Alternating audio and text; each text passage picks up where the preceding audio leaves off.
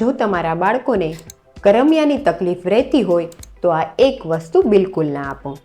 મિત્રો, જો તમારું બાળક વારે વારે બીમાર પડી જતું હોય, તેની ઇમ્યુનિટી ઓછી હોય, તેને મોઢામાંથી લાળ પડી જતી હોય, તે રાત્રે દાંત કચકચાવતું હોય, તેનો સ્વભાવ ચીડિયો હોય, તે વારંવાર પેટમાં દુખવાની ફરિયાદ કરતું હોય કે ગમે તેટલું ખાવા છતાં પણ તેનું વજન ન વધતું હોય, તો આ બધા જ લક્ષણો તેના પેટમાં કરમિયા છે એવું બતાવે છે. તો આ કરમિયાની તકલીફમાં બાળકને કાચો ગોળ ક્યારેય પણ ના આપવું જોઈએ, કારણ કે આચાર્ય ભાવપ્રકાશે તેમની ભાવપ્રકાશ સંહિતામાં કહ્યું છે કે મેદઃ કફ ક્રિમિ બલપ્રદઃ, એટલે કે કાચો ગોળ તે પેટમાં કરમિયાને વધારે છે. તો તમારામાંથી ઘણા બધાને પ્રશ્ન થશે કે મારા બાળકને તો રોજ ગોળ જોઈએ છે, તો શું કરવું?